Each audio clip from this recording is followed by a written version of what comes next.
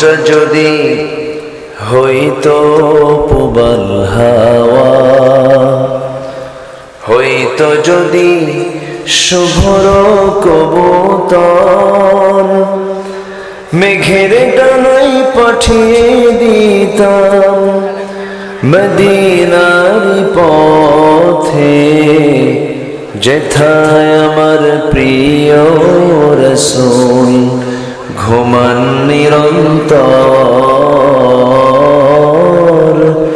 যেথায় আমার প্রিয় নবী ঘুমান নিরন্তর। মনের মিনারতল নিরবধি কবর গিলাফ ছুঁয়ে দিতাম যদি, রওজা জিয়ারতের আশায়, রওজা জিয়ারতের আশায় পিয়াসী অন্তর, যেথায় আমার প্রিয় নবী ঘুমান নিরন্তর। সবাই বলি সাল্লাল্লাহু আলাইহি ওয়াসাল্লাম। স্বাধীনতার 53 বছরেও মুক্ত মনে, মুক্ত পরিবেশে এমন একটি সুন্দর বাধা নাই, বাধাহীন চিত্ততা নিয়ে কথা বলার এই প্রথম 53 বছরে আমরা সুযোগ পেয়েছি। শুধু এই 16 বছর নয়, এর আগেও মাহফিল বন্ধ করা হয়েছে। 80-র দশকে প্যারেড ময়দানের মাহফিল, তারপরে সিলেট আলিয়া মাদ্রাসার মাহফিল, অনেক মাহফিলে হরতাল দেওয়া হয়েছে, অনেক বাধা এই গভর্নমেন্ট ছাড়াও আরো গভর্নমেন্ট বন্ধ করেছে। তো শুধু এইবার যে চিত্রটা আমরা দেখতে পাচ্ছি, মাশাআল্লাহ, একটা সুন্দর পরিবেশ আমাকে আপনাকে উপহার দিয়েছেন। তিনি আমার কে? আসতে বলবেন না, তিনি আমার কে? সেই মহান ভাবের শানে বলছি আলহামদুলিল্লাহ। জোরে বলি আলহামদুলিল্লাহ। সম্মানিত হাজিরিন, এই তো কয়েকদিন আগেই মাহফিল করতে গেলে থানার কাছে ধারণা দেওয়া লাগতো, কমিটির জুতার তলা ক্ষয় হতো, তাও মাহফিলের পারমিশন মিলত না। মাহফিল করে লাভ কি? নাশকতা, রাষ্ট্রদ্রোহী বক্তব্য, বিভিন্ন ইস্যু টেনে মাহফিলকে বন্ধ করা হতো। এই তো কয়েকদিন আগের কথাই আমি বলছি। অথচ আল্লাহ তাআলা কি পরিবেশ তৈরি করে দিলেন। এখন কমিটির কাছে থানা ফোন দিয়ে বলে, কিছু লাগবে কি? ঠিক কিনা বলেন তো? আমার ব্যক্তিগত একটা প্রোগ্রাম ছিল গত মাসে, সেখানে আল্লামা সৈয়দ কামাল উদ্দিন জাফরি হাফিজাহুল্লাহ তিনি ছিলেন, আল্লামা সাইদি সাহেবের ছেলে ছিলেন, বিশ্বজয়ী হাফেজরা ছিলেন। আমি একটা হিফজ সম্মেলন করেছিলাম। তো আমি রাজশাহী ডিভিশনাল ডিএজি মহোদয়কে ফোন দিয়ে বললাম, ভাইজান আমার মাহফিল আপনাকে আসতে হবে। হুজুরের দাওয়াত পাইছে, কি মিস করা যায়? চিন্তা করেন, একজন ডিভিশনাল ডিএজি উনি এক কথায় রাজি হয়ে গেলেন। তাহলে এই যেটা পরিবেশ আমরা পেয়েছি, এই পরিবেশের এই অবদান একমাত্র, কেবলমাত্র, শুধুমাত্র কার? আসতে বলবেন না কার? আমি তো ভাবছিলাম যুবকরা শেষ, ডিভাইস দিয়া, মাদক দিয়া সব তো যুবকদেরকে ধ্বংস করার প্ল্যান করেছিল, কিন্তু যুবকরা জাতে মাতাল, তালে ঠিক ছিল। ঠিক আছে না? দুপুরের খাবার রান্না হলো কার, আর মানে যে খাইলো কারা? আলহামদুলিল্লাহ, আলহামদুলিল্লাহ বলেন। ক্যামেরা একটু প্রবলেম হচ্ছে, আচ্ছা থামেন, একটু থামেন, একটু সমস্যাই তো। এখন আপনি শুনছেন হাজার হাজার, আর এই ক্যামেরাগুলো আগামীকালকের মধ্যেই পৌঁছায় দেবে কোটি মানুষের কাছে। কই সবই তো ঠিক, ঠিক তো কিছুই নেই। একটু সমস্যা হবে তো, একটু মেনে নিতে হবে। ক্যামেরা রাখবে কোথায় বলেন? তাও তো বাঁচবে আরেকজনের। লোক আছে, ওই যে লোক আছে। যাই হোক, একটু একটু মেনে নেন। এ তো ক্যামেরা এখানে খুব বেশি আসে নাই, কিছু মাহফিলে আছে 500-600 ক্যামেরা আসে। ও আসলে তো মারামারি লেগে যেত আজকে দেখতেছি। একটু বুঝতে হবে, একটু ধৈর্য ধরতে হবে। আমাদের চোখ দুইটা, একটা হচ্ছে এই যে চোখ, আর একটা হচ্ছে হৃদয়ের চোখ, আর একটা কিসের চোখ বলেন তো? একটু আমরা ধৈর্য ধরি, সব সহজ করে দিবেন তিনি। আমার কে? আল্লাহ তাআলা। আমার আগে আমার আব্দুল গাফফার খান ভাই অনেক বড় জ্ঞানী মানুষ, অনেক সুন্দর সুন্দর তত্ত্ববহুল কথা বলেছেন। আমি শেষ ক্লাসে এসে কিছু কথা বলতে চাই। পাবনাবাসীকে তো বহুদিন কথা শোনাতে পারিনি, 10 বছর আমাকে আসতেই দেয় নাই ফেরেশতারা, 2001 থেকেই শেষ। বুঝলেন? ফেরেশতারা আসতে দেয়নি, দীর্ঘদিন কথা বলতে পারিনি। কিন্তু সেই ফেরেশতারা এখন আসলেই 4র্থ আসমানে চলে গেছে, খুঁজে পাওয়া যাচ্ছে না। আসলেই ফেরেশতা ওরা। যাই হোক, যদি এখনো যদি পরিবর্তন না হয়, আর পরিবর্তন হবে কোন দিন? আল্লাহ তো দেখায় দিলেন, এগুলো দেখা দিচ্ছেন না, দেখা দিচ্ছেন না বলেন তো? কলার পাতায় শুয়ে থাকে, দেখা দিচ্ছেন না আল্লাহ? কি সুন্দর দাড়ি কাটিয়া সোজা, মাথার চুল কালা, পাজামা খুলে লুঙ্গি, পাঞ্জাবি খুইলা গেঞ্জি, তরকারিওয়ালা, হাজার হাজার কোটি টাকার মালিক, লোপাট করলো, সবকিছু করলো, কিন্তু কাম হলো না। আইনমন্ত্রীকে ধরে আনতেছে পুলিশ। আইনমন্ত্রীকে আমি কি একা আসছি নাকি এই জায়গায়? আমি তো জামাতের সাথে আসছি। ওরে ধরো, তো ওটা কে চিনি না তো, ওটাই দরবেশ। চিন্তা করেন, এই একটা তাজা নিউজ, এগুলো কি দেখাচ্ছেন আল্লাহ? আল্লাহ পারেন না? আল্লাহ পারেন না? কেউ যেটা পারে না। কে পারেন? আসতে বলবেন না, কে পারেন? শুধু তিনি বলেন, ইন্নামা আমরুহু ইযা আরাদা শাইআন আন ইয়াকুলা লাহু কুন ফায়াকুন।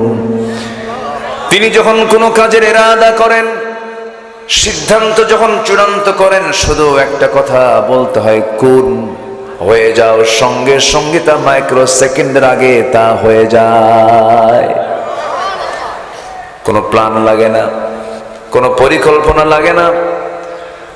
আল্লাহ রাব্বুল আলামিন বান্দাকে সুযোগ দিয়ে দেন, সুযোগ দিয়ে দেন, কিন্তু সেই সুযোগে কিছু জালিম আছে, জুলুম করতে থাকে। নিজেও ভাবে না, আমি যে জুলুম করছি, পূর্বের জালিমদের কি অবস্থা হয়েছিল। ফেরাউন এই পৃথিবীতে কম জুলুম করে নাই। ফেরাউনকে ধরেছেন 1600 বছরে কয়দিন? কয়দিন ধরছেন? বেঁচে ছিল 1600 বছর। কত বছর? আর এরা ছিল 16 বছর। দেখছেন কি মিল? দেখেন কি মিল। এদের যে চরিত্র, ফেরাউনের চরিত্র ছিল যে, ঠিক কিনা? ফেরাউন, ওর একটাই নেশা ছিল, ক্ষমতা ছাড়া যাবে না। ফেরাউনের নেশা কি ছিল? এদের কি নেশা ছিল? কোন কি? তাহলে কি চিন্তা কি দুই রকম না একরকম? ফেরাউন, ওর কথা হচ্ছে যেমন করে হোক ক্ষমতা ছাড়া যাবে না। প্রয়োজনে মুসার জন্ম ঠেকাও, মার পেট চিরে 40,000 শিশু হত্যা করে সে তার নিজের ক্ষমতাকে পাকাপোক্ত করতে চেয়েছিল। আল্লাহ বললেন, ফেরাউন, তোরে ধরবো, একদম সময় মতো ধরবো, তুই নিজেও টের পাবি না কেমনে ধরলাম। এরকম ধরা এখনকার ফেরাউনদেরকেও ধরেছেন। কি ঠিক কিনা বলেন? ধরেন নাই? ধরেছেন। আল্লাহ সব পারেন। এত মিথ্যা কথা শুনছি আমরা। একটা অনিসলামী দল বলে যে আগামী নির্বাচনে আমরা যদি বিজয়ী হতে পারি, মদিনার সনদে দেশ চালাবো। দেখছেন? বলছে না? বলছিল। তাহলে একটা অনিসলামী দল, যে দলের ম্যানিফেস্টো ইসলাম নয়, একটা নন ইসলামী পার্টি, ইসলাম নিয়ে তাদের রাজনীতি নয়, একটা সেকুলার, অথচ সেই দলের একজন প্রধান বলতেছেন যে আগামী নির্বাচনে আমরা আসলে পরে মদিনার সনদে দেশ চালাবো। মদিনার সনদে তো দেশ চালাই নাই, মোদির সনদে দেশ চালিয়েছে ওরা। এখনো বিভিন্ন স্রোতে আসতেছে। চট্টগ্রামে আমার আইনজীবী ভাইকে শহীদ করা হলো। আলিফ, কি নাম? আলিফ, সাইফুল ইসলাম আলিফ। আল্লাহু আকবার। তার শেষ আওয়াজ ছিল মুখ থেকে ইয়া আল্লাহ, এই কথা বলে তার জীবন চলে গেছে। নতুন বিয়ে করেছেন, বাচ্চা পেটে 3 মাস। বাচ্চা পেটে কয় মাস? 3 মাস। তার ওকালতি ছিল কি? মুসলিমদের, যারা নতুন মুসলিম হয়েছে তাদের পক্ষে এই আইনজীবী কাজ করেছেন। পরিকল্পিতভাবে সাজানো একটি হত্যাকাণ্ড এটা। এরকম করে তারা অনেক কিছুই করতে চাচ্ছে। খুনি যেই হোক না কেন, খুনির কোনো ক্ষমা এই জমিনে হবে। আল্লাহ তাআলা 3টা অপরাধের শাস্তিকে খুব মারাত্মকভাবে দেখেছেন। আস-সাইয়্যিবু জানি, বুড়া জেনাকার। কতলুন নফস, মানুষ হত্যাকারী। নাম্বার 3 হলো দিন থেকে বের হয়ে যাওয়া, মুরতাদ। এই 3টা অপরাধের শাস্তি ইসলাম দিয়েছে। তার পৃথিবীতে বেঁচে থাকার কোনো অধিকার নাই। সম্মানিত ভাইয়েরা, অনেক কথা আছে, আস্তে আস্তে করে বলি। আমাকে সময় দিচ্ছেন তো নাকি? কারো কোনো আপত্তি নাই তো? বলি আলহামদুলিল্লাহ, জোরে বলি আলহামদুলিল্লাহ। 2014 সালের কথা মনে হলো আমার। 2011 সালে, 2010 সালের 10 এবং 11 ফেব্রুয়ারি শহীদ আল্লামা দেলোয়ার হোসেন সাঈদ রাহিমাহুল্লাহর শেষ মাহফিল ছিল পাবনার আমান ট্রাস্টের মাহফিল। এরপর 30 জুন ওই বছরে তিনি গ্রেফতার হলেন। পরের বছর 2011 সালে আমি নগণ্য গোলাম, আমার ডাকটা পড়লো, আসলাম। 11, 12, 13, 14 মোট 8 দিন এবং মহিলা সমাবেশ সহ 12 দিন, 12টা প্রোগ্রাম এই আমান ট্রাস্টের মাটিতে আল্লাহ তাআলা এই নগণ্য গোলামকে দিয়ে বাস্তবায়ন করিয়েছেন। এটা ওদের সহ্য হয়নি। 2 বাজারের একটা মাহফিল, আমি তেমন কিছুই বলিনি। আমি কি বলবো ভাই বলেন তো? রাসূলের সুন্নাহ থেকে কথা বললে তো ওদের গায়ে লাগবেই। লাগবে কিনা বলেন? লাগবে কিনা বলেন? আমাকে লক্ষ্য করে গুলি করা হলো, মঞ্চে আগুন ধরিয়ে দেওয়া হলো, মাইক ভাঙ্গা হলো, পুলিশ দিয়ে জনগণের উপরে লাঠিচার্জ করা হলো। শেষ পর্যন্ত ওই কমিটির সেক্রেটারিকে ওইখান থেকে গ্রেফতার করা হলো। 3 দিন পরে শুনি ওই মামলার 1 নম্বর আসামি আমি। কোন? জুলুমের তো একটা মাত্রা আছে, জুলুমের তো একটা মাত্রা আছে। আসলাম এই জেলায় মাহফিল করতে, দিয়ে দিল কি 1 নম্বর আসামি। সম্মানিত ভাইয়েরা, শুধু এখানে নয়, সাতক্ষীরাতে মাহফিল শেষে ডিবির এটা টোটাল টিম আমারে নিয়ে চলে গেল সাদা মাইক্রোবাসে করে। বলেন তো ওই সময়টা কি অবস্থা? আমারে বলে আপনি একটু কালেমা পড়ে নেন। কি কথা কি বুঝতেছেন? আমি বললাম কালেমা পড়ার দরকার নাই তো, এটা হৃদয়ে আছে এমনি অটোমেটিক। বহু মানসিক শারীরিক অত্যাচার এরা করেছে। বিগত 16 বছর জেলখানায় সাধারণ মানুষ বেশি ছিল না, আলেম ওলামা বেশি ছিল? দেশের ক্ষতি কি আলেম ওলামারা করেছে? দেশ থেকে টাকা পাচার করেছে? 18 লক্ষ কোটি টাকা ঋণ, 11 লক্ষ কোটি টাকা দেশ থেকে পাচার করেছে যারা, তাদের মুখে দেশের প্রেম মানায় না। তাদের মুখে দেশের প্রেম মানায় না। সম্মানিত ভাইয়েরা, সম্মানিত বন্ধুগণ, সুন্দর পরিবেশ পেয়েছে। আমরা এখন নিজের ব্যক্তি জীবনকে সুন্দর করে সাজাবো। জোরে বলি ইনশাআল্লাহ। ভাইরে, দিন শেষে কেউ কিন্তু আপন না, কেউ না, বাপও না, মাও না, ভাইও না, বোনও না, পরাণের বউ না। আসতে কয় ঠিক কিনা? বউ আপন? কে বলছে আপন? সন্তান আপন না। এই পৃথিবীতে কেউ আমার আপন না, সব আমার পর। আপন যদি হতো আমি মরে যাব, আমাকে কবরে রেখে এসেই সম্পত্তির বন্টন শুরু হয়ে যায়। যুবক, তুমি বিয়ে করেছ, নতুন বউ ঘরে এনেছো, 2 বছর পাড়ি দিয়েছ, সন্তান একটা হয়েছে। ওই সন্তানটার বয়স 1 বছর। তুমি জহিরপুর থেকে পাবনা যাবার পথে গাড়ির সঙ্গে ধাক্কা লেগে তোমার মোটর সাইকেলটা খাদে পড়ে গেল, তুমি মারা গেলে। স্ত্রী কানে সংবাদ চলে এলো, স্ত্রী শোনা মাত্রই সেন্সলেস হয়ে পড়ে আছে, গলা ভেঙ্গে শেষ, খাওয়া নাই, ঘুম নাই, টেনশন টেনশন। স্বামীর জন্য মাতম, স্বামীর জন্য কান্না, সন্তানটা এতিম হয়ে গেছে। কয়দিন কাঁদবে? 1 মাস চলে গেলে কান্না থেমে যায়। 2 মাস চলে গেল, তোমার শ্বশুর বাড়ির লোকজন এসে তোমার বউটাকে নিয়ে চলে গেল। নিয়ে চলে যাবার পরে 4 মাস 10 দিন, 4 মাস 10 দিন পার হলেই শোক শেষ হয়ে গেল ইসলামের দৃষ্টিতে। 6 মাসের মাথায় তোমার শ্বশুর শাশুড়ি গুলো সব মিলে তোমাকে বিয়েও দিয়ে দেবে। বিয়ে হয়ে গেল।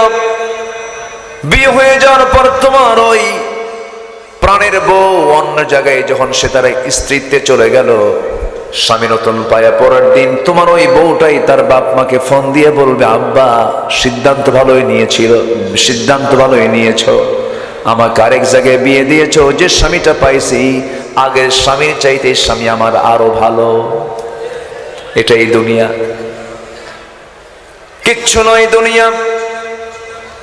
দুনিয়া আমাকে কিচ্ছু দিতে পারবে না, দুনিয়ার কোন জন আমাকে কিছুই দিতে পারবে না। আমাকে যিনি সবকিছু দিতে পারবেন তিনি আমার কে? আসতে বলবেন না, তিনি আমার কে? আল্লাহ তার নিজের পরিচয় দিয়ে জানিয়ে দিচ্ছেন, হুয়াল আউয়ালু ওয়াল আখিরু ওয়াল যাহিরু ওয়াল বাতিন ওয়া হুয়া বিকুল্লি শাইইন আলিম। জোরে বলুন আল্লাহু আকবার। তিনি প্রথম, তিনি শেষ, তিনি প্রকাশ্য, তিনি গোপন। সকল ক্ষমতার উৎস একমাত্র তিনি কে? আল্লাহর কাছে ফিরে যেতে হবে। আল্লাহ বান্দাকে সুন্দর করে এক জায়গায় প্রশ্ন করছেন, কাইফা তাকফুরুন, আমাকে কেমন অস্বীকার করো? যারা পারেন ঠোঁট মিলিয়ে আয়াতটা বলুন, কাইফা তাকফুরুনা বিল্লাহি ওয়া কুনতুম আমওয়াতান فأحياكم ثم يميتكم ثم يحييكم ثم إليه ترجعون। জোরে বলুন আল্লাহু আকবার। তুমি তো নিষ্প্রাণ ছিলে, তোমার কোনো প্রাণ ছিল না, আমি তোমাকে জিন্দা করেছি, আবার তোমাকে মৃত্যু দেব, আবার তোমাকে জিন্দা করব, আমার কাছেই তোমাকে ফিরে আসতে হবে।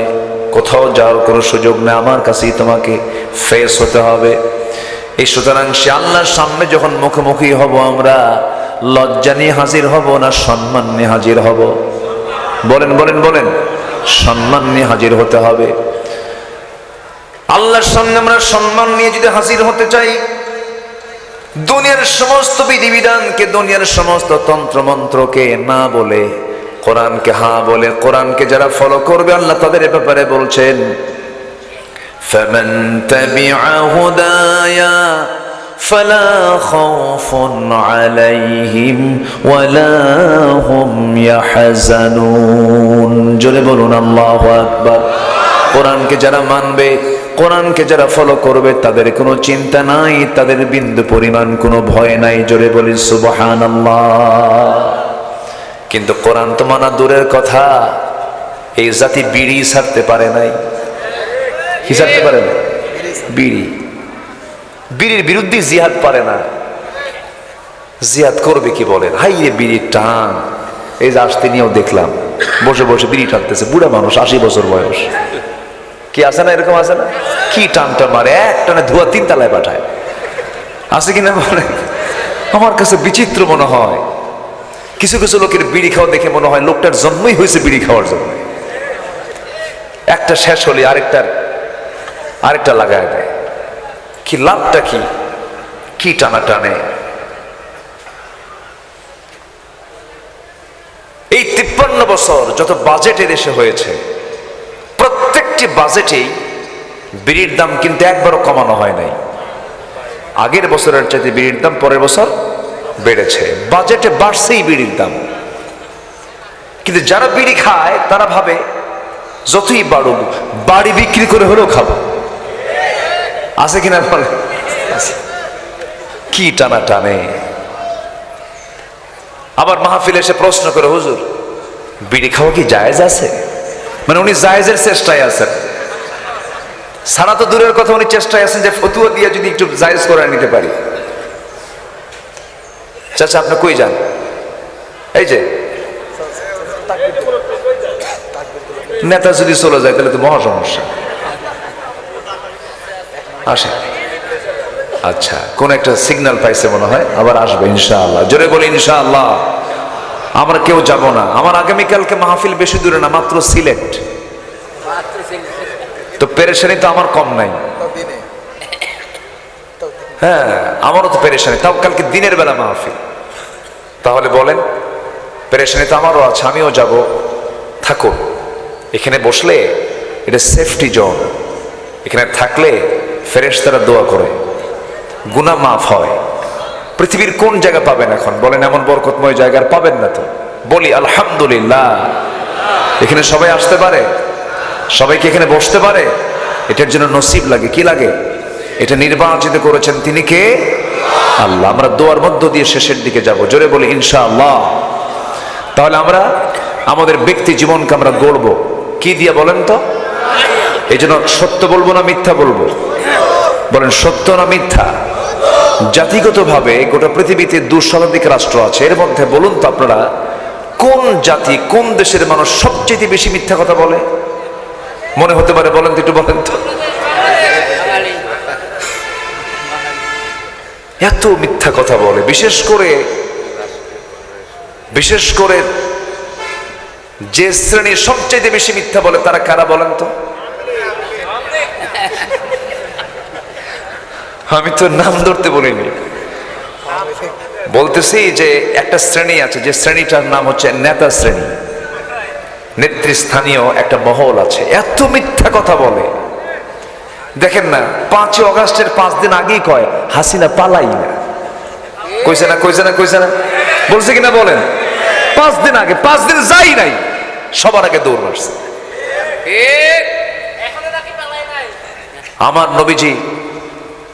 আমার নবীজি ওহদের ময়দানে পিছে ছিলেন না আগে ছিলেন? মার খেয়েছেন সবচেয়ে কম না সবচেয়ে বেশি? সবচেয়ে বেশি মার খেয়েছেন। আল্লাহু আকবার। ওহদের ময়দানে আমার নবীর চাইতে বেশি রক্ত কারো ঝরে নাই। আল্লাহু আকবার। নেতা কাকে বলে? যে নেতার জীবনে একটা মিথ্যা কথা ছিল না। যে মহান নেতা আমার রাসূল জীবনে কৌতুক করে মিথ্যা বলেন নাই, বেহুদা একটা কথাও তার মুখ থেকে বের হয় নাই, বাজে কথা বের হয় নাই। যে নবী আমার কোনোদিন আওয়াজ দিয়ে জোরে জোরে হাসেন নাই, যে নবী আর চোখে কখনো তাকান নাই, এই দিকে তাকানোর প্রয়োজন তিনি ঘাড়টা ঘোরায় তাকিয়েছেন। আমার নবীজির দ্বারা পৃথিবীর কোনো মানুষ কথায় কষ্ট পায় নাই, আমার নবীর কথার দ্বারা, আচরণের দ্বারা কোনো মানুষ ক্ষতিগ্রস্ত হয় নাই। সেই মহান ব্যক্তি যার জীবনে একটা মিথ্যা বললেন না, ওহদের ময়দানে গিয়া নেতৃত্ব দিতে গিয়ে নিজে আগে মার খেলেন, সাহাবে কেরামকে বাঁচায় দিলেন। আমার নবীজির চরিত্র ছিল কেমন? নবীজি কোথাও যেতেন নিজের কাজ নিজেই সম্পন্ন করতেন, নিজের ঘরটা নিজেই ঝাড়ু দিতেন, নিজের কাপড় নিজে ধুয়ে ফেলতেন, নিজের জুতা নিজেই টানতেন। রাসূল খেদমত করতেন না, রাসূল খেদমত নিতেন না খেদমত করতেন? বলেন খেদমত করতেন। এমন কিবারের স্ত্রী আম্মা জান আয়েশা সিদ্দিকা বলেন, আমি আমার রাসূলকে সহজে খেদমত করতে পারতাম না। আমি অসুস্থ হলে পরে রাসূল আমার হাত পা পর্যন্ত টিপে দিতেন, আমি রান্না করতে দেরি হলে রাসূল নিজে তরকারি কুটে দিতেন। আমার নবীজির হাতে আমি এক গ্লাস যদি দুধ দিতে যেতাম, দুধ আগে খেতেন না, তিনি আমাকে আগে খাওয়ায় দিতেন। কি চরিত্রমান নবীর ছিল! উহুদের ময়দানে রাসূল নাও যেতে পারতেন, বলতে পারতেন তোরা যা, তোরা মার খা, নবীজি তা করলেন না। আমার নবী উহুদের ময়দানে বললেন মুনাফিকরা পৃথক হয়ে গেছে, তারা না আসুক, তোমরা কেউ না গেলেও আমি একা গিয়ে বাতিল শক্তির মোকাবেলা করব। নবী উহুদের ময়দানের দিন রওনা করলেন। মদিনার অদূরে উহুদ প্রান্তরে আমার নবীজি দাঁড়ানো। কাফের মুশরিকরা বদরের পরাজয়ের গ্লানি সহ্য করতে না পেরে 3000 সৈন্য নিয়ে চলে আসছে উহুদের প্রান্তরে। সেই ময়দানে আমার নবীজি সবার সামনে দাঁড়ানো। নেতৃত্ব কাকে বলে? নেতা তো সামনেই থাকার কথা। যত রক্ত লাগে দেব, প্রয়োজনে লোক পাঠাবো, আমি যাব না। এটার নাম নেতা নয়।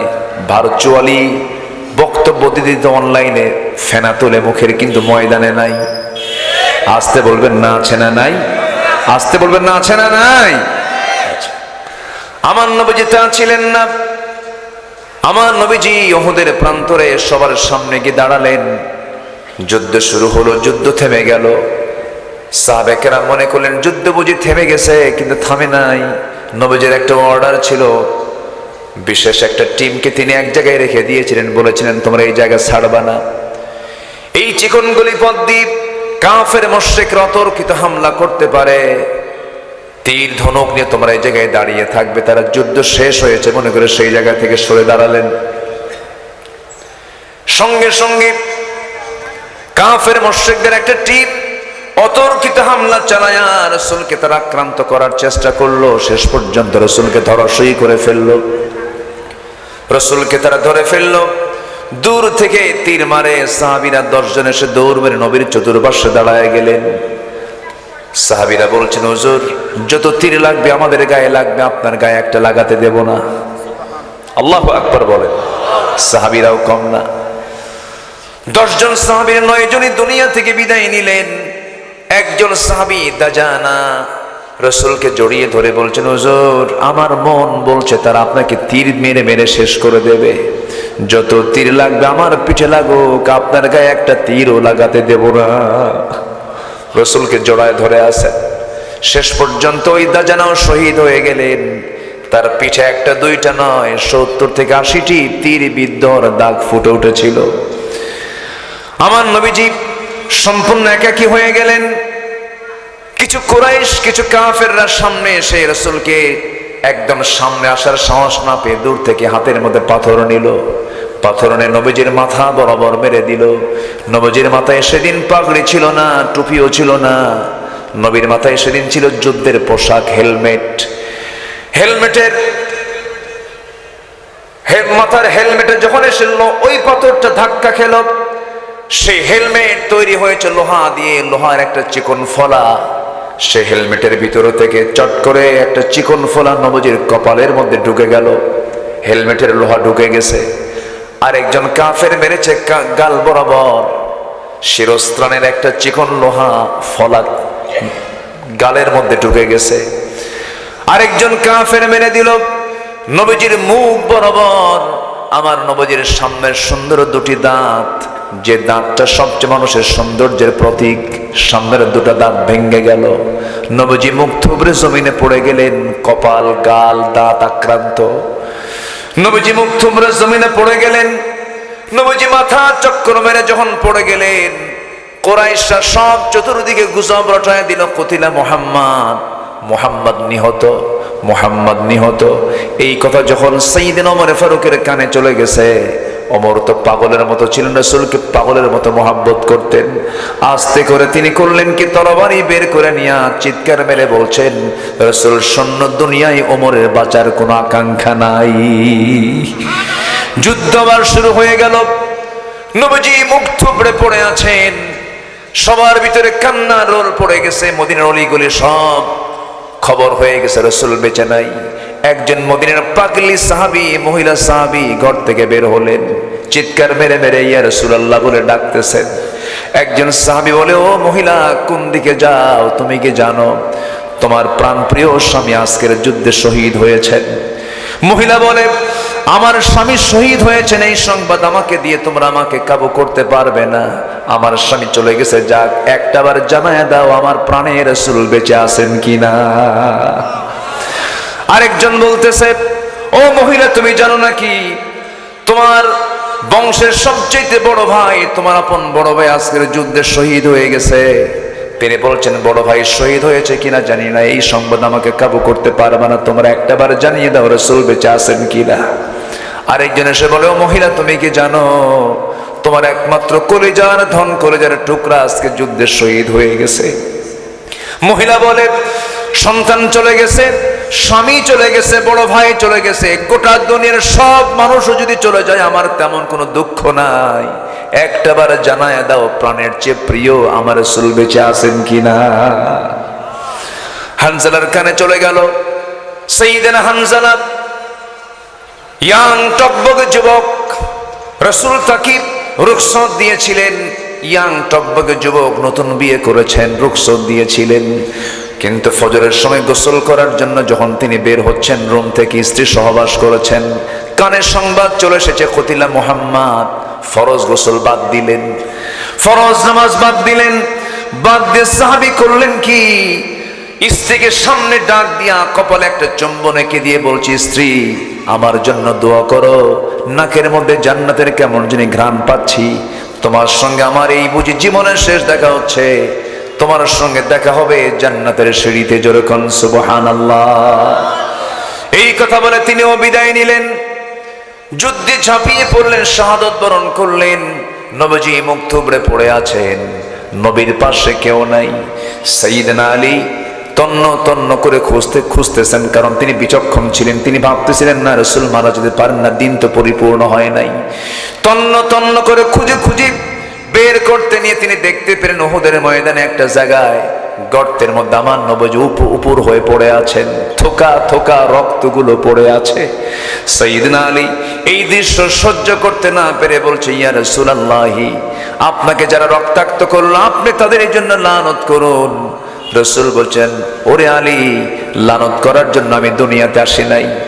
আমি মুসার মতো বলবো না, আমি নূহের মতো বলবো না, তবে একটা কথা জেনে রেখে দিও আলী, আমার রক্ত যখন জমিনে স্পর্শ করেছে এই জমিনেই দেখতে পাবে আল্লাহর দ্বীন কায়েম হয়ে গেছে। আমার নবীজি মুখ থুবড়ে পড়ে আছেন। সাইয়েদনা আলী সাহসী মানুষ ছিলেন, শক্তিশালী মানুষ ছিলেন।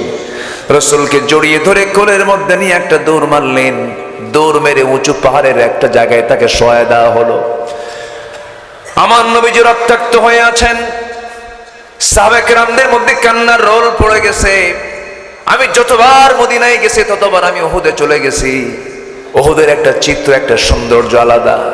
উহুদের ওই জমিনে শুয়ে আছেন ৭০ জন সাহাবী। কয়জন সাহাবী বলেন?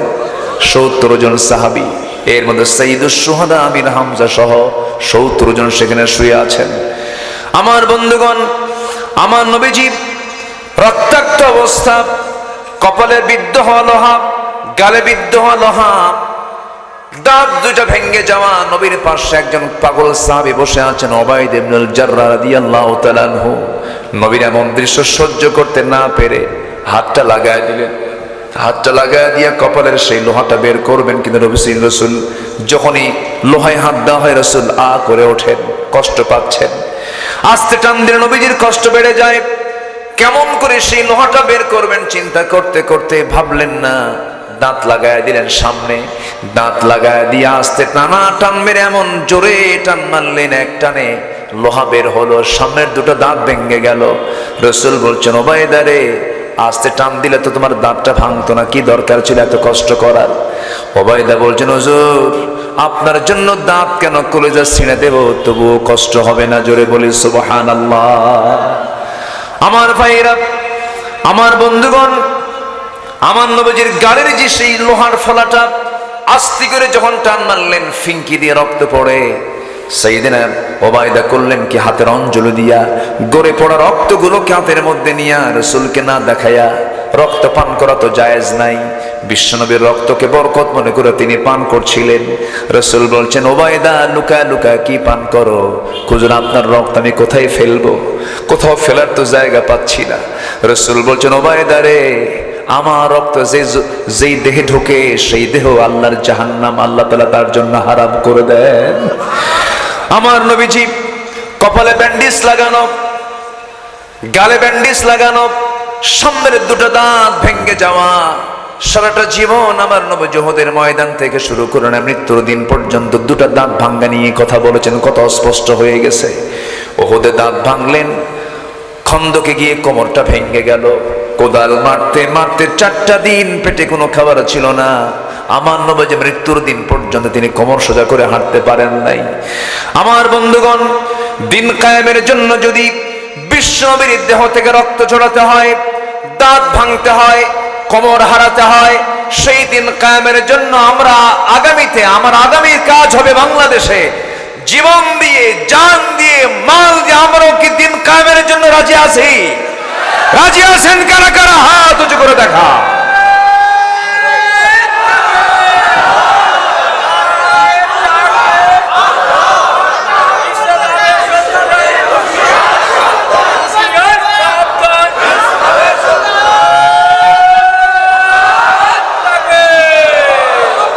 আল্লাহ কবুল করুন। জোরে বলে আমিন, আরো জোরে আমিন। একটা বিজয় এসেছে, এই বিজয় আসল বিজয় নয়। আমরা সেই দিনই বাড়িতে ফিরব, আমাদের নিরে আমাদের স্ব ঘরে ফিরব সেই দিন যেদিন আমরা দেখতে পাবো আমার সবুজ ভূখণ্ডে কালিমার পতাকা বিজয় বেশি উড্ডীন হয়েছে। যুবকরা, তোমরা পারবা, কিন্তু তোমার ব্যক্তি গঠন করতে হবে, চরিত্র সুন্দর করতে হবে, ঠিক কিনা? গার্লস স্কুলের সামনে যায় ইতিমের মতো সিট হয়ে পড়ে থাকা যাবে না। যুবকরা রাগ করতেছে মনে হয়, আলোচনা চালাই। জোরে বলে ইনশাআল্লাহ, আরো জোরে বলে ইনশাআল্লাহ। নাম্বার 1 মিথ্যা। আচ্ছা, আমরা কি মিথ্যা বলবো না সত্য বলবো? সত্য বলবো। কি বেশি করে বলবো একটু বলেন। আচ্ছা, বাস দিল আরেকজন না না না, ঠিক আছে, আমরা সবাই ভালো। তো এখানে বসে আছে আমরা ভালো মানুষ, কারণ কোরআন শুনতে তারাই আসে যারা কোরআনকে মহব্বত করে। বলি আলহামদুলিল্লাহ। গত বছর এক মাহফিলের, চট্টগ্রাম মাহফিল, সুন্দর করে হাজার হাজার মানুষ দোয়া হলো, কমপ্লিট হলো। মাহফিল শেষে দিকে আমার জুতা নাই, বুঝলেন? কোনায় রাখছি জুতা, জুতা জোড়া নাই। তো বললাম জুতা কই? একজন বলে হুজুর মহব্বত করে নিয়ে গেছে। আমার দেশে একটু সমস্যা আছে, চান্স পাইলে ছাড়ে না। এই সমস্যাটা খুব বড় সমস্যা। ইদা উদিআতিল আমানাহ, যখন আমানতদারিতে উঠে যাবে, যখন আমানত থাকবে না, আমানতদারিতে থাকবে না, তখন কিয়ামত হবে। তখন কি হবে? কিয়ামত হবে। এখন কি আমানতদারিতে আছে বলেন তো? নাই। আমাদের ব্যক্তি গঠন করার জন্য কিছু গুণ লাগবে। আমি সেই গুণ আমি আজকে এক রাত পাইছি, তো সেই গুণগুলো আমি ব্যাখ্যামূলক না হলেও একটা একটা করে পয়েন্ট আকারে আমি বলি। আমি শেষের দিকে যাব, খুব বেশি লম্বা সময় আমি নিচ্ছি না। আমাকে সময় দিচ্ছেন তো নাকি? জোরে বলি ইনশাআল্লাহ। পাবনাতে আমি আলোচনা করে মজা পাই। পাবনার মানুষগুলো ভদ্র, নড়াচড়া করে কম, ওঠা বসা করে না। এই নেচারটা পাবনাতে বেশি পাই, আলহামদুলিল্লাহ বলেন।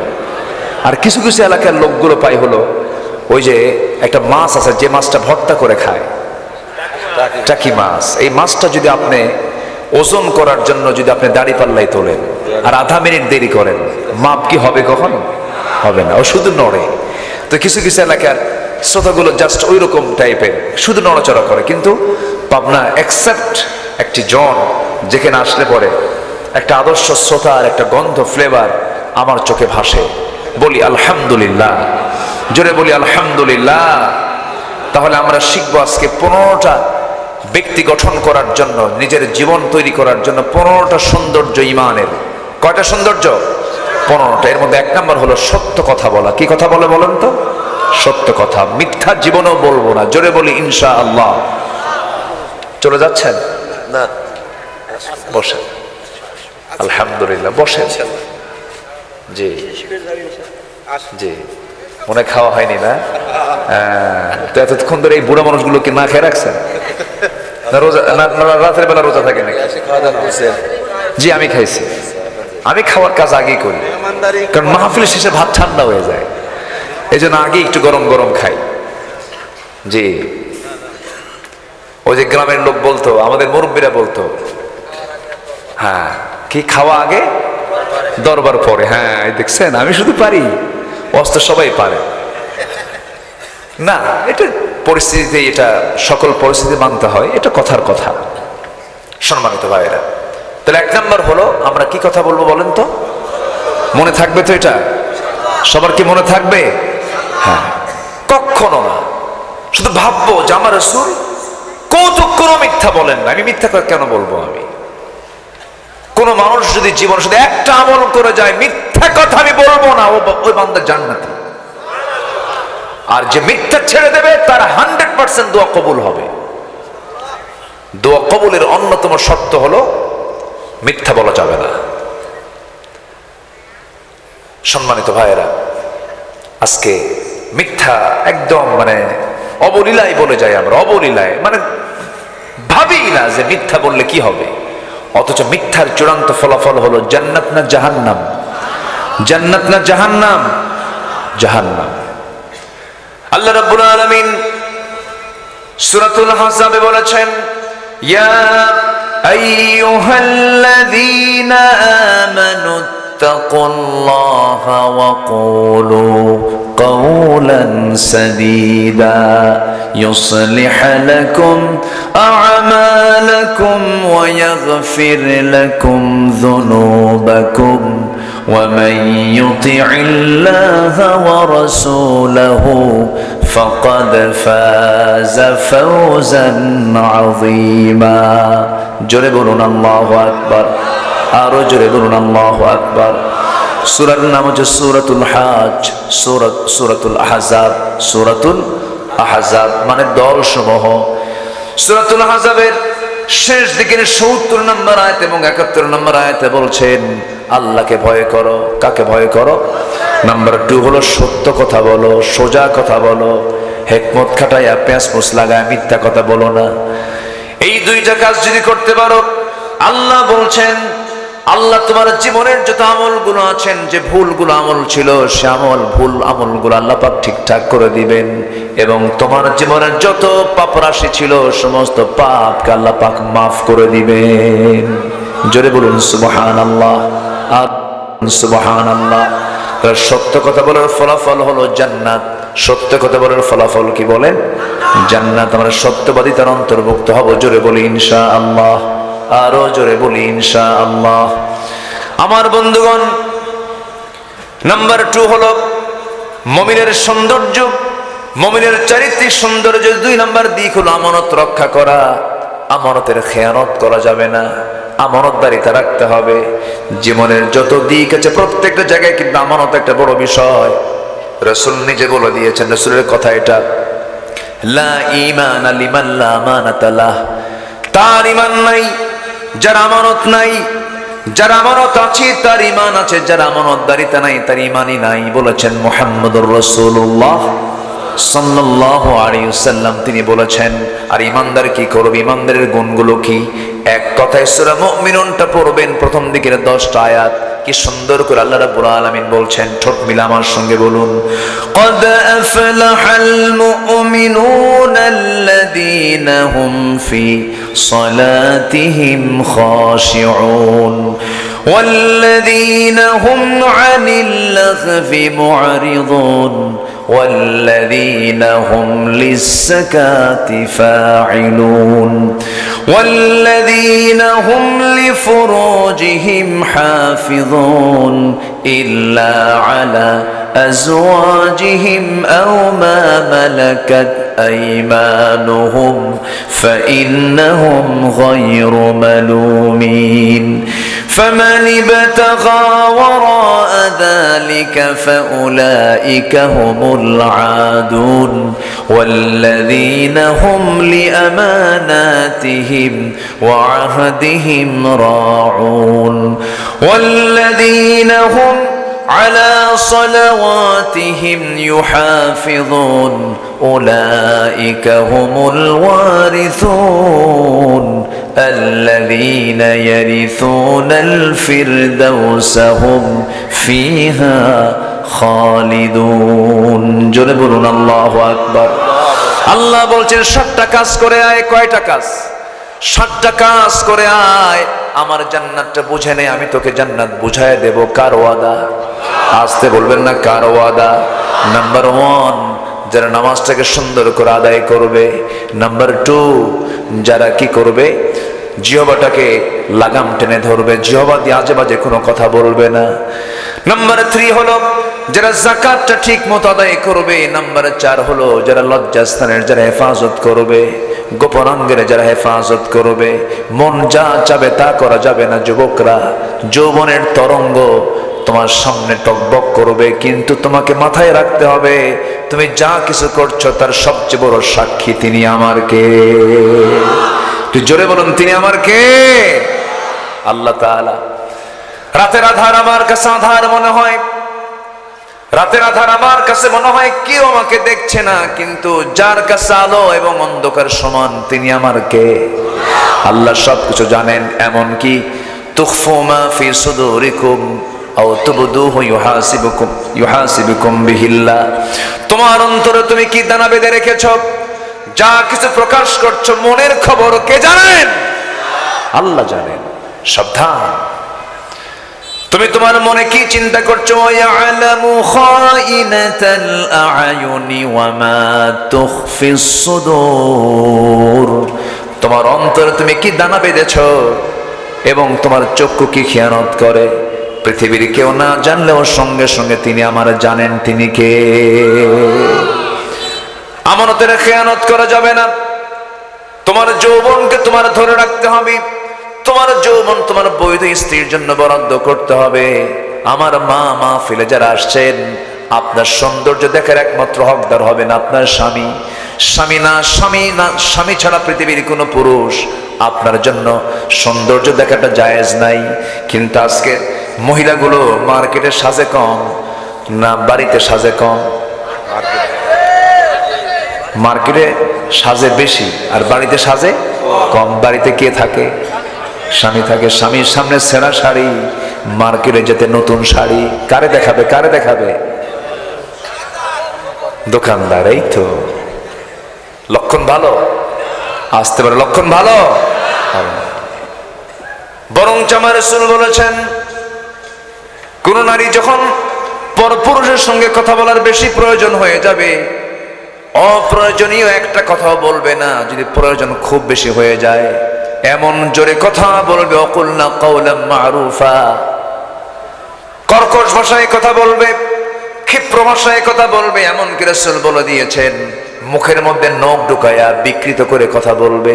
কিন্তু আজকে যত চাকরি আছে, রিসিপশন, বিশেষ করে বিভিন্ন অ্যাড, বিভিন্ন কোম্পানি, বিভিন্ন জায়গায়, বিভিন্ন সেবার কাজে পুরুষ বেশি না মহিলা বেশি? মোবাইল, আপনি সলিমুদ্দিকে ফোন দিয়েছেন, সলিমুদ্দির ফোন বন্ধ, দুঃখিত। এই মুহূর্তে পুরুষ কয় না মহিলা কয়? লিফটে চড়বেন, সেই জায়গায় লিফটে ফার্স্ট ফ্লোর, সেকেন্ড ফ্লোর, পুরুষ কয় না মহিলা কয়? মহিলা বলে। প্রত্যেকটা জায়গায় মহিলার কণ্ঠকে ডিসপ্লে করা হয়। প্রত্যেকটি বড় বড় ব্র্যান্ড কোম্পানিগুলো কোনো কিছু যখন তারা ছাড়তে না, ওপেন করতে নেয়, মহিলাকে সামনে নিয়ে আসে। আহারে, মহিলারা বুঝলো না ওই মহিলাকে যে আজকে পৃথিবী পণ্য সামগ্রী বানিয়ে দিয়েছে, এত নিচে নামিয়ে দিয়েছে। মহিলাদের সম্মান পোশাক পরলে না পোশাক খুললে? বলেন বলেন বলেন। মহিলাদের সম্মান পোশাক খুললে না পোশাক পরলে? ঢাকলে পরে সম্মান বাড়ত। কিন্তু মেয়েরা মনে করতেছে আমরা যত দেখাবো ততই মনে হয় সম্মানটা বেড়ে যাবে। না, আবার কিছু কিছু কলামিস্ট আছে, কলম লেখে। কিছু কিছু কলামিস্ট আছে, আর্টিকেল লেখে। কিছু কিছু নায়িকের ক্ষেত্রে লেখে, খুব সাহসী অভিনেত্রী, সাহসী সব খুলে ফেলে। যেরকম নাউজুবিল্লাহ, খুলে ফেলে মনে হয় সাহসী নয়। খুলে ফেলা মানে হলো বেহায়াপনা, খুলে ফেলা মানে হলো শয়তানের কাজ, খুলে ফেলা মানে হলো জাহান্নামের কাজ। এই দুনিয়াতে যে নারী কাপড় খুলবে তার জন্য জাহান্নামের আগুনটা বরাদ্দ হয়ে যাবে। আর এই দুনিয়াতে যে নারী কাপড় দিয়ে তার চামড়া ঢেকে ফেলবে, পরপুরুষ থেকে বাঁচাবে, আল্লাহ তার জন্য 7টা জাহান্নাম আড়াল করে পর্দা করে তার জন্য জান্নাত 8টা খুলে দিবে। মায়েরা আসছে মাহফিলে? আগামীকালকে মহিলা আছে। ও কালকে মহিলা মাহফিল আছে, তো আমার দাওয়াত দিলেন না তো? থাকেন আপনি? ও, আমি থাকবো কেন? আমাকে আগে বললে থাকতাম। যাই হোক, জি মা আছে তো, আশেপাশে তো আছে। জি, মাদের ওয়াজ শোনা দরকার।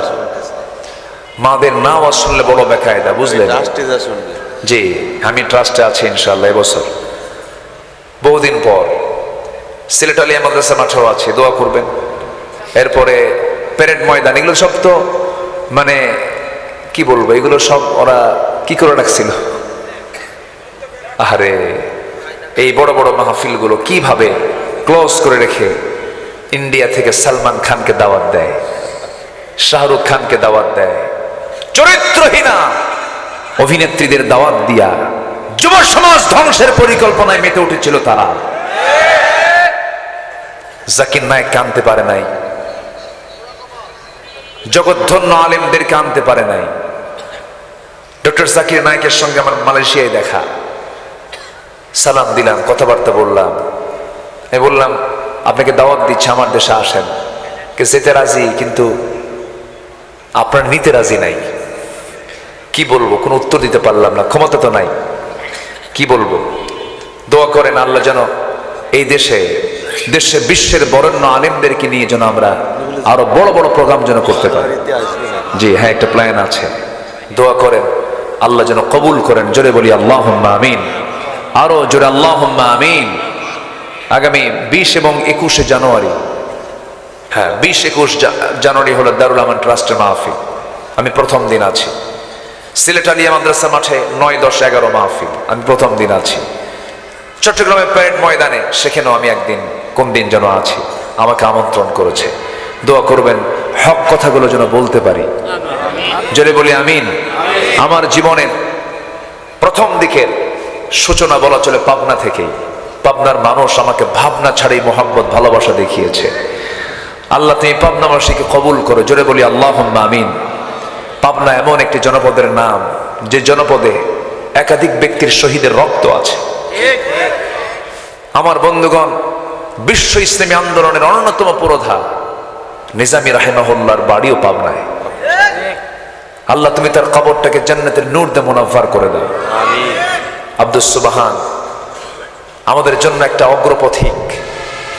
কি করে গেছেন তিনি, একটা মেম্বার থেকে শুরু করে নিয়ে মন্ত্রী পর্যন্ত, না মন্ত্রী পর্যন্ত তিনি, এমপি পর্যন্ত তিনি এসেছিলেন। কি নেতৃত্ব! তৃণমূল পর্যায় থেকে তিনি গড়ে তুলেছিলেন। তার দেখানো পথে বহু পথিক পথ পেয়েছে। আল্লাহ তুমি তাদের এই শাহাদত গুলোকে কবুল করে নাও। জোরে বলি আল্লাহুম্মা আমিন, আরো জোরে আল্লাহুম্মা আমিন। তারা আমানত, তারা ওই সমস্ত ব্যক্তিগুলো আমানত ভঙ্গ করেছেন না রক্ষা করেছেন? তাদেরকে কত প্রস্তাব দেওয়া হয়েছে, আপনি দল ছাড়েন, আপনি ওই পথ থেকে চলে আসেন, সব কিছু দেওয়া হবে। তারা বলেছেন দুনিয়ার সব ছাড়বো, ঈমান ছাড়বো না। হাসতে হাসতে ফাঁসির মঞ্চ পর্যন্ত চলে গেছেন। বাতিল শক্তির কাছে তারা মাথা নত করেন নাই। আল্লামা সাঈদীকে তারা ফাঁসি দিতে পারেনি, কিন্তু অনেক নাটক করেছে। আল্লাহ নাটকটাকে বেশি দিন, মানে ওই নাটকের পর বেশি দিন তাদেরকে টিকে থাকতেও দেননি। 13 আগস্ট 2023 সাল, আমি তখন ঢাকায়। হঠাৎ করে শুনলাম কাশিমপুর কারাগার, গতকালকে আমার কাশিমপুর কারাগারে ফাঁসি মাহফিল ছিল, গাজীপুর মহানগরের মাহফিল ছিল। তো কাশিমপুর কারাগারে তিনি আছেন, সুস্থ মানুষ, কোনো সমস্যা নাই, কোনো রোগ নাই, কোনো অসুখ নাই, কোনো কিচ্ছু নাই। বয়স হয়ে গেছে, এখন হালকা কিছু রোগ তো থাকবেই। হঠাৎ করে তাকে বলা হলো আপনাকে যেতে হবে, আপনি অসুস্থ। উনি বলেন আমি অসুস্থ তো আমি নিজেই জানি না। সেখান থেকে নিয়ে জোরপূর্বক শাহবাগে নেওয়া হলো, পিজি হসপিটালে তাকে হসপিটালাইজ করা হলো। একটা সুস্থ মানুষ, তার দুটো ছেলে মাসুদ এবং শামীম ভাই, দুজনের সঙ্গে কথা বললাম, ভাই কি খবর? আমাদেরকে পাত্তাই দিচ্ছে না, তারা দেখা করার কোনো সুযোগই দিচ্ছে না। শেষ পর্যন্ত সুস্থ একজন মানুষকে ভিতরে নিয়ে পয়জনিং করে, বিষ প্রয়োগ করে তাকে হত্যা করা হয়েছে। তাফসীর মাহফিলের এই প্ল্যাটফর্ম থেকে আমরা জানান দিতে চাই, স্পষ্ট ভাষায় জানিয়ে দিতে চাই, এই তাফসীর অঙ্গনের অগ্রপথিক আল্লামা শহীদ দেলোয়ার হোসেন সাঈদীর হত্যার সঙ্গে যারা জড়িত, তাদেরকে পাকড়াও করে গ্রেফতার করে চূড়ান্তমূলক শাস্তি নিশ্চিত করা হোক। রাজি আছেন কারা কারা? হাত উঁচু করে দেখান মুসলমান।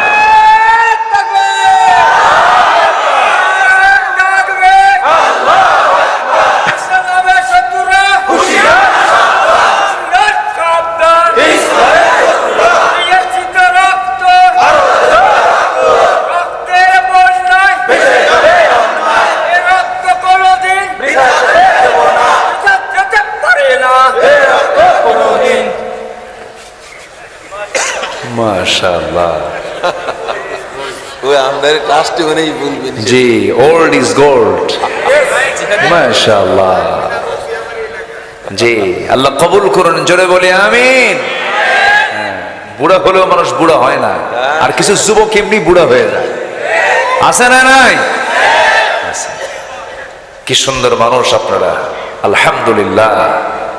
আমানত ব্যক্তি গঠন করার জন্য 1 নম্বর সত্য কথা, 1 নম্বর কি? নাম্বার 2 হচ্ছে আমানত কি? রক্ষা করা। আমরা আমানত রক্ষা করব, জোরে বলি ইনশাআল্লাহ। আমানত রক্ষা করব। স্ত্রী একটা আমানত, আবার স্ত্রীর কাছে স্বামী একটা আমানত। নবীজি যুদ্ধে গেছেন, বউকে সাথে নিয়ে গেছেন, আলহামদুলিল্লাহ বলবেন না?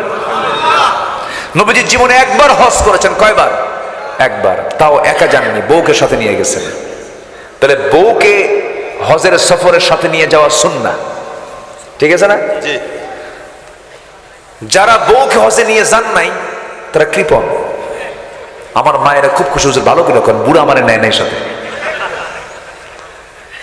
আমার নবীজি জীবনে একবার গেছেন, বউকে সাথে নিয়ে গেছেন। ওহুদের প্রান্তরে, যে ওহুদের প্রান্তরের কথা বলছিলাম কিছু আগে, ওই যুদ্ধেও আমার নবীজি আম্মা জান আয়েশাকে বাদ দেননি, নিয়ে চলে গেছেন। রাতের বেলা যুদ্ধের দামামা, চতুর্দিকে থমথমে অবস্থা, আমার রাসূল কোনো মতে একটা ফুরসত পেয়েছেন, এসেই বলছেন, হুমায়রা, নাম হচ্ছে আয়েশা, ডাকলেন কি বলে? হুমায়রা। হোমের মানে লাল টুকটুকে, এই যে গুণবাচক শব্দ প্রয়োগ করে ডাকলে মহব্বতটা বাড়ে। আবার কালো বউ হলে যেন কালিনী বলেন না আবার। আচ্ছা, ডাক দিলেন, লাল টুকটুকি কোথায়?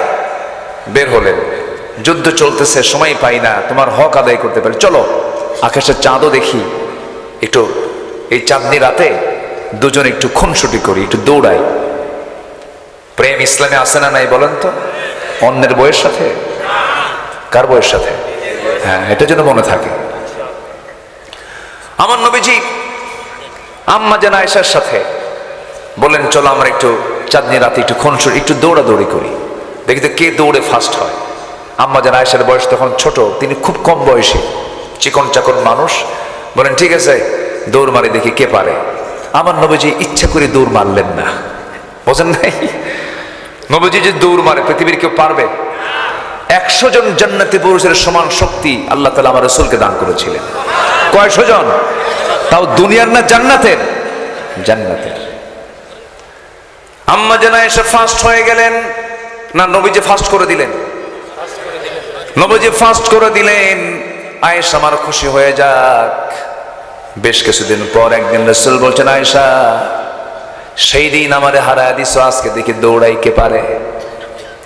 নবীজি সেই দিন দৌড় মারলেন। আমার আম্মা জান আয়েশা বলেন, সেই দিন আমার নবীজি আমাকে পরাজিত করে বলছেন, আয়েশা, সেই দিনের পরাজিত হওয়ার জবাব আজকে বিজয়ী হয়ে দিয়ে দিলাম।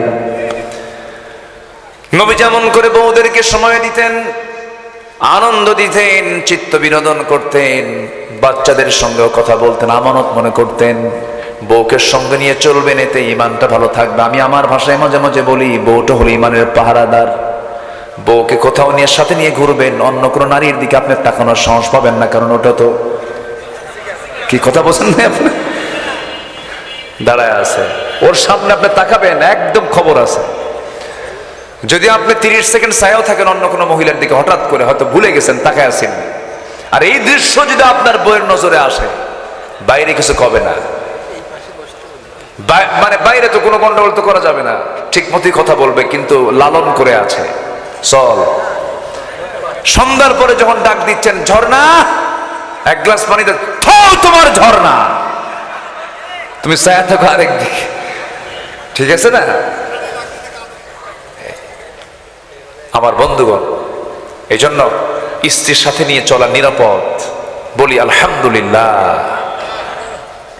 আমার রাসূল কি শিখান নাই? সব শিখিয়েছেন, সব।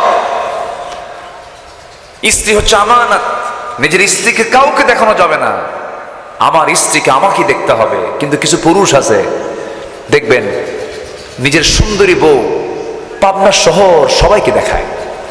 আছে না, আছে না, এরকম আছে না, আছে না? পাবনাবাসী, প্রিয় পাবনাবাসী, আসুন আমার বউটাকে দেখুন। আছেন এরকম, আছে কিনা বলেন? যদি কেউ দেখতে নাও চায়, তাকাতেই হবে, কৌশল করে একদম হোন্ডা একখান নেয়। সে হোন্ডাটা হচ্ছে লেটেস্ট ভার্সন R15। সে R15 এর প্যাসেঞ্জার সিট হলো 3 তলা, আর ড্রাইভিং সিট হলো আন্ডারগ্রাউন্ড, ঠিক আছে না? ও মানুষ আছে না নাই দেখাই যায়, একদম নিচে পড়ে থাকে। আন্ডারগ্রাউন্ডের স্বামী থাকে, ওর তো দেখার দরকার নেই। 3 তলায় বউ থাকে, বউকে বলে শোনো, লাল লিপস্টিক আর লাল টকটকে শাড়ি, চুলটা ছেড়ে দিবা, চোখে আশকারা মাস্কারা লাগাবা, গালে গুলে আটা ময়দা লাগাবা। এরপরে হুন্ডাই তুললো 3 তলায়, সামনে ড্রাইভিং সিটে বসে স্বামী দেখে যে হুন্ডার আওয়াজ নাই, হুন্ডার আওয়াজ না হলে তো কেউ তাকাবে না। বলে যে এই স্যালেঞ্জার যেটা আছে পাইপ, এটা সরা। পাইপ যখন সরানো হয় তখন হুন্ডার আওয়াজ না হেলিকপ্টারের আওয়াজ, হেলিকপ্টারের আওয়াজটা বের করলো, এমন টান দিল জহিরপুর টু কি যেন ওইদিকে কয়, গাছপাড়া, গাছপাড়া, হ্যাঁ, যেখানে গ্যাস পাওয়া যায়, দিল একখান টান, এক টান দিল। হেলিকপ্টারের তো আওয়াজ আছেই, সব ছায়া আছে, কি ব্যাপার? হেলিকপ্টার আসলো কোন দিন? না, হেলিকপ্টার ওটা না, হেলিকপ্টার জায়গা মতো বসে আছে। এই নোংরামি যুবকরা যেখানে দেখবা, থামায়া গাল যেতে মারবা একখান থাপ্পড়, ঠিক কিনা? যেখানে দেখবা বেয়াদবি, যেখানে দেখবে বেপরদা বেহায়াপনা, সেখানে প্রতিরোধ করে তুলতে হবে তোমাকে। তোমরা তো পেরেছো, দুপুরের খাবার তোমরা খেয়েছো, তো তোমরা যদি তা পারো, এগুলো পারবা। তোমার গ্রামকে তুমি সাজাও, তোমার গ্রামকে তোমার সাজাতে হবে। কোন মহিলা কোন ঘর থেকে বেপর্দা হয়ে বের হয় তালিকা করবা, বাড়িতে যাবা, বলবা যে আপনার মেয়ে, আপনার বউ উলঙ্গ হয়ে বের হয়, আমরা অবিবাহিত যুবক, আমাদের চোখের সমস্যা হয়, ইমানের সমস্যা হয়, বোরকা পরায় রাখবেন, বের করাবেন, নচেত বাড়ি থেকে বের হতে পারবে না। আসতে কোন কেন, আসতে কোন কেন? সমাজটাকে নাপাক করে দেওয়ার কোনো সুযোগ দেওয়া যাবে না। তা'মুরুনা বিল মা'রুফ ওয়া তানহাউনা আনিল মুনকার।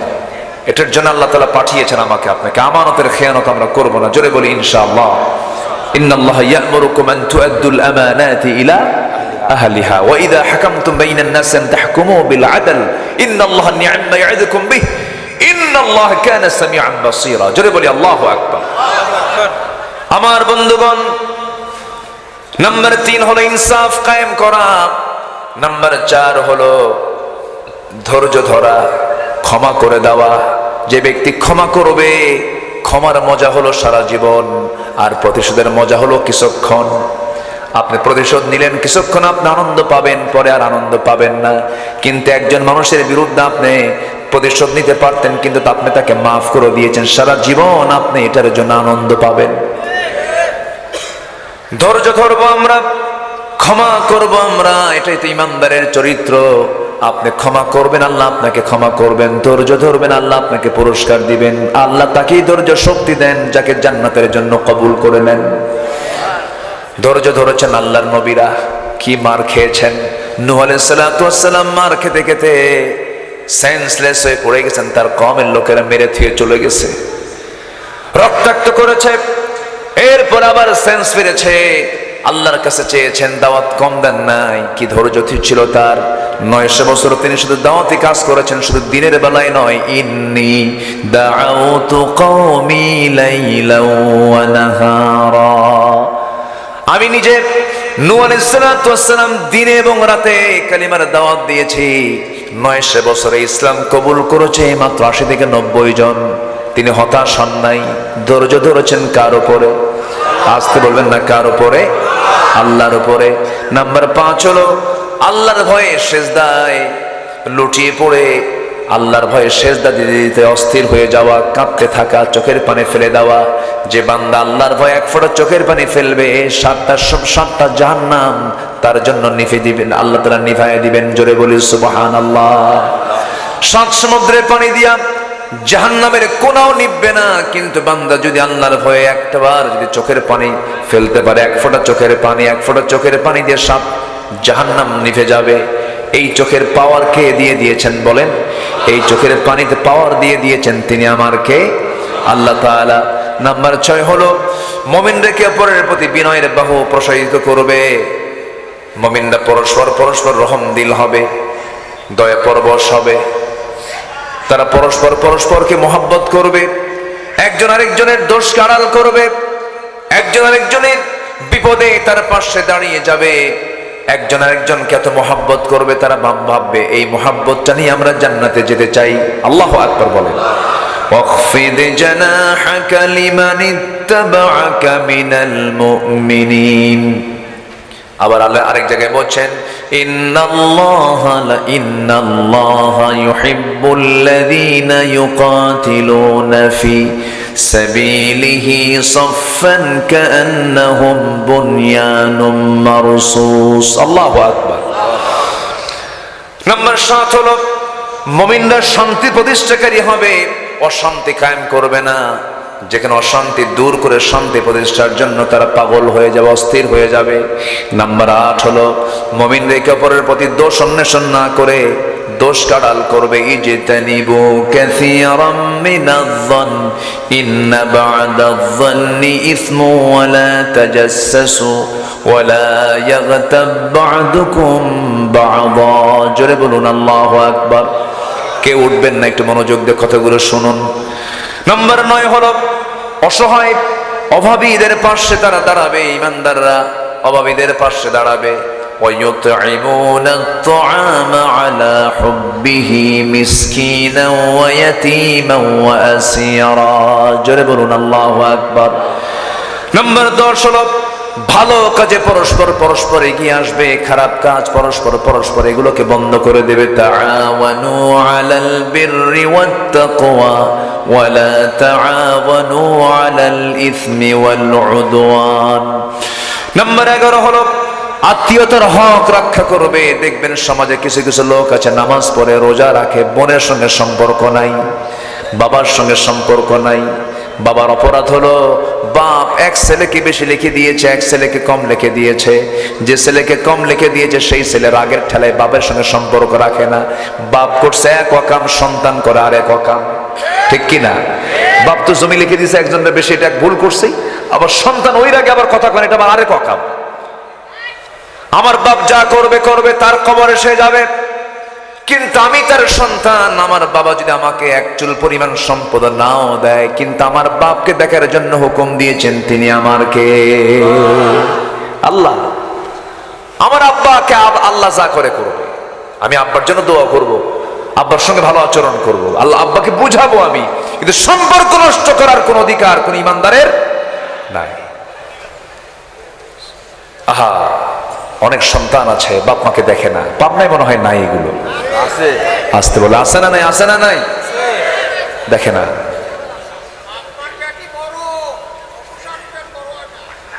হ্যাঁ, ইস আল্লাহু আকবার। দেখেন কি কথাটা বললেন, কত দুঃখের কথা এটা।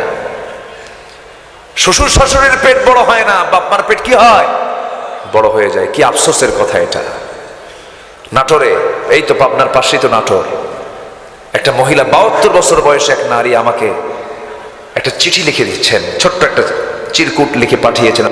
আলাইকুম হুজুর, আমার বয়স 72 বছর, একটা মেয়ে আমার বিয়ে দিয়েছি, 3টা ছেলে, এই তিনটা ছেলের ঘর আমার ঘরের চতুর্পাশে, তারা বিয়ে করেছে।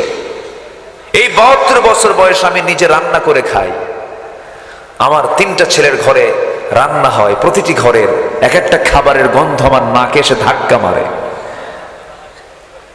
কিন্তু আমার রান্না আমাকেই করতে হয়। হুজুর দোয়া করবেন আমার সন্তানদের কলিজা যেন নরম হয়, দিল যেন নরম হয়। যেই মা 3 সন্তানকে এক হাঁড়িতে খাওয়াতে পারলেন একা, আর 3 সন্তান মিলে এক মাকে খাওয়াতে পারে না, কত বড় অসভ্য হতে পারে? ঠিক কিনা? আছে না নাই? আচ্ছা, আল্লাহ তুমি প্রত্যেক সন্তানকে বোঝার তৌফিক দাও। জোরে বলি আমিন, আরো জোরে আমিন। মা যে কত বড় সম্পদ। মার মুখ হচ্ছে আইন। মার মুখ কি বলেন তো? আইন। মা যা বলে তাই হয়, মা যা বলে তাই হয়। এত বড় দাম আল্লাহ পাক মার মুখকে বানিয়ে দিয়েছেন। মার মুখ থেকে কখনো বদ্দুয়া নিবেন না, একটাবারের জন্য বদ্দুয়া নিবেন না। সাবধান থাকবেন আপনার মা যেন আপনার মুখ থেকে, তার মুখ থেকে যেন আপনার নেগেটিভ যেন কোনো কথা না বলতে পারে। এটা মাথায় রাখবেন, ডেঞ্জারাস কিন্তু এটা। সহি বর্ণনা, সাহেবে জুরাইজ নামে এক বনি ইসরাইলের বড় আল্লাহওয়ালা ছিল, বড় আল্লাহওয়ালা, সবসময় নামাজ তাহাজ্জুদ গুজার, খুব ভালো মানুষ ছিল। একদিন মা এসে ডাক দিছে, উনি নামাজে ছিলেন। তিনি ভাবলেন নামাজ পড়তেছি, মা ডাকে, আল্লাহর ডাক তো বড় ডাক। উনি উত্তর দেন নাই। মা খেপে গিয়ে বলে, আল্লাহ তুমি আমার সন্তান সাহেবে জুরাইজকে একটা খারাপ নারীর অনিষ্ট থেকে, অনিষ্ট স্পর্শ না করা পর্যন্ত তুমি তার মৃত্যু দিও না। এরকম একটা বদদোয়া করে ফেলছেন। মার দোয়া কি আর বাদ থাকে? কবুল হয়ে গেছে। হঠাৎ করে একদিন এক মহিলা বলে ফেললো, তার সন্তান ছিল জারস। এই জারস সন্তানটা যখন হলো, বললো যে এই সন্তানটা কার? বলে যে ওই সাহাবে জুরাইজের সন্তান, ও আমার সঙ্গে জেনা করছে। কত বড় ফিতনা বলেন!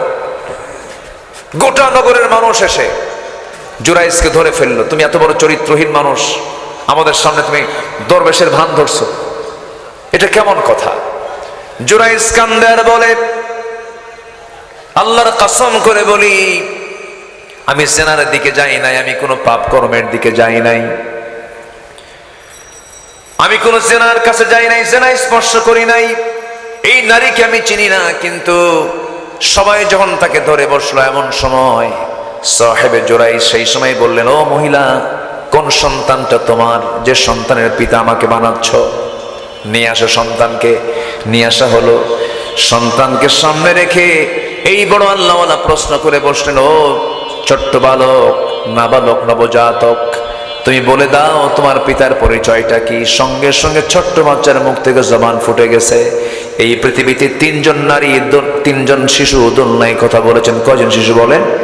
3 জন শিশু। এর মধ্যে এই শিশুটা, এই নবজাতক বলে ফেলল, আমার বাবা আপনি নন, আমার বাবা দুনিয়ার অন্য কেউ নয়, আমার বাবা হলো ওই যে রাখাল, যে মরুভূমির ভিতরে ছাগল চাষ করে, ছাগল লালন পালন করে, ওর সঙ্গে আমার মা জেনা করেছে, তার ফলাফল হলো আমি হলাম তার সন্তান। নগরীর সমস্ত লোকগুলো তাকে ভুল বোঝার পর তার কাছ থেকে ক্ষমা চেয়ে নিল। মাঝখান থেকে যে ঘটনা ঘটলো, কার দোয়া? কার বদদোয়া? মায়ের বদদোয়া। এই জন্য মায়ের বদদোয়া নেওয়া যাবে না। মার কাছ থেকে নেব আমরা বদদোয়া না দোয়া। বলেন বদদোয়া না সুন্দর দোয়া? সুন্দর। মা যা বলে তাই হয়ে যাবে। শুধু মার কাছে গিয়ে বসবেন আর শুধু পা ধরবেন। যদি খুব বেশি বুড়া হয়ে যায়, খুব বয়স্ক, চোখে দেখে না, একদম কমে গেছে, দেখেন না শিশুর মতো হয়ে যায়, কোলে নিবেন, আদর করবেন, চুমা দিবেন, একটু খেলবেন, শিশুর মতো তাকে দেখবেন, আদর করবেন। ওই যে ওই সময় মন থেকে যে একটা হাসি দিবার দোয়া করবে, গোটা দুনিয়া আপনার হয়ে যাবে। আল্লাহ কবুল করুন। জোরে বলে আমিন। নাম্বার 13, ইমানদার যারা ব্যক্তি গঠন করতে চান, দুনিয়াতে চলতে গেলে অহংকার না বিনয়? বলেন অহংকার না বিনয়? দেখেন কিভাবে বলে ফেললো, রাজাকারের নাতিপুতিরা চাকরি পাবে। এটা কি বিনয়ের কথা না অহংকারের কথা? আল্লাহকে তুই অহংকার দেখাস আমার বান্দার সাথে? দেখাচ্ছি। কি জবাব দেয়নি, জবাব দেননি, আল্লাহ জবাব দেননি। অহংকার করা যাবে না। আল্লাহ রাব্বুল আলামিন বলেন, وعباد الرحمن الذين يمشون على الأرض هونا وإذا خاطبهم الجاهلون قالوا سلاما জোরে বলুন আল্লাহু আকবার। নম্বর 14, যারা দুঃসময় আল্লাহর পথে ব্যয় করে। নাম্বার 15 হলো যারা নিজেদের রাগকে নিয়ন্ত্রণ করে। আল্লাযীনা ইউনফিকুনা ফিস-সাররা'i ওয়াদ-দাররা ওয়াল কাযিমিনাল গায়যা ওয়াল আফিনা আনিন নাস ওয়াল্লাহু ইউহিব্বুল মুহসিনিন। জোরে বলুন আল্লাহু আকবার। সূরা আলে ইমরান আয়াত নাম্বার 134। যারা দুঃসময় আল্লাহর পথে খরচ করে, আবার যারা নিজেদের রাগকে নিয়ন্ত্রণ করে, চরম দুঃসময়ে যারা নিজেদের রাগকে নিয়ন্ত্রণ করে, আল্লাহ এই সমস্ত বান্দাদের দারুণ ভালোবাসেন। এই সমস্ত ব্যক্তিগত গুণ যারা অর্জন করবে তারাই সফল হয়ে যাবে। জোরে বলি সুবহানাল্লাহ। আর একটু জোরে কর না ভাই, সুবহানাল্লাহ। রাগ করতেছেন নাকি আপনারা? শেষ করে দেই, আলোচনা চালাবো। আমার নবীজি একটা কথা যখন কেউ মানে খুব গুরুত্বপূর্ণ হতো, আমার নবীজি একটা কথাকে তিনি 3 বার বলতেন। কয়বার বলেন তো? 3 বার বলতেন। একবার বলতেন, আবার বলতেন, আবার বলতেন, তাই না? এটা হাদিস আসছে না? এক কথা তিনি 3 বার বলতেন। দেখেন আমার নবীজির প্রত্যেকটা কাজে সায়েন্স। 3 বার কেন বলতেন? আজকের বিজ্ঞান বলতেছে আমাদের মস্তিষ্কে প্রিন্টার টার্ম আছে, প্রিন্টার টার্ম। একটা হচ্ছে লং টার্ম, আরেকটা হচ্ছে মিডিল টার্ম, আরেকটা হচ্ছে শর্ট টার্ম। প্রথম কোনো কথা যখন কেউ বলে এটা শর্ট টার্মে থাকে, দ্বিতীয়বার যখন কথা বলে এটা মিডিল টার্মে থাকে, আর তৃতীয়বার যখন ওই একই কথা বলা হয় তখন এটা লং টার্মে ঢুকে যায়, আর ভোলার কোনো সুযোগ নাই। আলহামদুলিল্লাহ বলবেন না? জোরে বলি আলহামদুলিল্লাহ। আমার নবীজির সুন্নাহ এবং বিজ্ঞান সাংঘর্ষিক নয়। সুন্নাহ যেটা, বিজ্ঞানও সেটা। আল্লাহু আকবার বলে। মানুষ খাবার খায়, রাসূল বলেছেন প্লেটটা মুছে খাও। সায়েন্স বলছে মানুষ যখন খাবার খায়, খাবারের মূল প্রোটিনগুলো খাবার প্লেটের একদম নিচে গিয়ে জমা হয়। রাসূল বলেছেন প্লেটটা মুছে খাও, মানে কি সমস্ত প্রোটিনগুলো তোমার পেটে যেন চলে আসে। আল্লাহু আকবার বলে। এরকম করে আমার রাসূল যা বলেছেন সবকিছুর মধ্যে, সমস্ত সুন্নাহর মধ্যে বরকত আছে না নাই? আসতে বলবেন না, আছে না নাই? একটা হাদিস আমরা জানি, ইন্নামাল আ'মালু বিন্নিয়াত। বুখারী শরীফের কয় নাম্বার হাদিস? বলেন বলেন, একটু মুখস্থ করে দাও। কয় নাম্বার হাদিস? 1 নাম্বার হাদিস। শুরু হয়েছে বুখারী কি দিয়া? ইন্নামাল আ'মালু বিন্নিয়াত। প্রত্যেকটা কাজ তার নিয়তের উপর নির্ভরশীল। এই হাদিসকে রিসার্চ করেছে আমেরিকান সাইকোলজিক্যাল একটা অ্যাসোসিয়েশন, তার একটা গবেষণায় এটা আসছে। চিকিৎসকদের সঠিক ইন্টেনশন এবং সহানুভূতি রোগীর ক্ষেত্রে দৃঢ় একটি মাইন্ড বডি কানেকশন সৃষ্টি করে। এর পজিটিভিটি সুস্থতার ক্ষেত্রে সবচেয়ে বড় গুরুত্বপূর্ণ ভূমিকা পালন করে। অর্থাৎ ডাক্তারের কাছে রোগী যখন যায়, ডাক্তার যদি তাকে পজিটিভ কোনো কথা বলে, তার রোগীর অর্ধেক রোগী সেরে যায়। আমি কি ভুল বলতেছি? ঠিক। এই জন্য নিয়ত একটা গুরুত্বপূর্ণ বিষয়। রাসূল যেটাই বলেছেন, যে হাদিসটাই বলেছেন, যে কথাটাই বলেছেন, আমাদেরকে মানার জন্য সেটা অকল্যাণ না কল্যাণ? অকল্যাণ না কল্যাণ? কল্যাণ। আল্লাহ তুমি সবাইকে মানার তৌফিক দিয়ে দাও। জোরে বলি আমিন। মন চাচ্ছে আরো কথা বলি, কিন্তু আর পারতেছি না, আমার শরীরও পারছে না, আমাকে যেতেও হবে, চলেও যাব। আমি যতটুকুন বলেছি আমরা বলে ফেলি আলহামদুলিল্লাহ। জোরে বলি আলহামদুলিল্লাহ। বারবার যেন দেখা হয় এই কামনা করি। কে কামনা করি তো নাকি? আমি আপনাকে ভালোবাসবো, আপনি আমাকে ভালোবাসবেন। এই ভালোবাসার সম্পর্ক যেন আখিরাত পর্যন্ত গড়ায়। আল্লাহ কবুল করুন। জোরে বলি আমিন।